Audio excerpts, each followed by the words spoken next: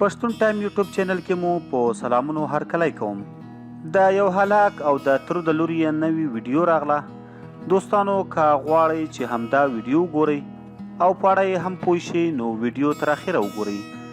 جینۍ وایي چې زه په یو داسې کلي کې وزیږېدم چې د هر چا د ژوند فیصلې به د نورو په خوښه کېدلې او هیچا هم د خپل ژوند کولو د انتخاب حق نه درلود او هره جینۍ چې به په کلي کې وزیږېدله نو د کلي زورواکي به هغه په خپل نوم کوله. نو چې کله به یې عمر 18 کالو ته ورسېدل بیا به یې خپل ځان ته په زور واده کوله او حتی د جینۍ کورنۍ به هم څه نشوی کولی او وایي چې ما سره هم همدا کار وشو. کله چې وزیږېدم د کلي هغه زناور زورواکي ځان ته په نوم کړم.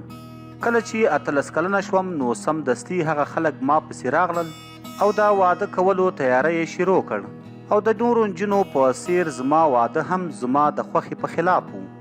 او بل دا چې له ماشومتوب څخه زما زړه کې زما د کاکا د زوی مینه وه.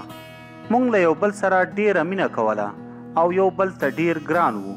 کله چې زما د واده تیاری کېده نو ما او د کاکا زوی مو پریکړه وکړه تر څو د یو بل د مینې په خاطر له دغو ظالمانو څخه له کلي څخه چیرته لرې ولاړ شو.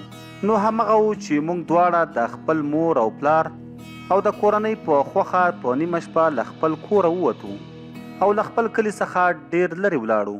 موږ له یو بل سره واده وکړ او په خپله خوښه د مینې ګډ ژوند مو شروع کړ. وایي چې نن موږ دواړه ډیر خوشحاله یو.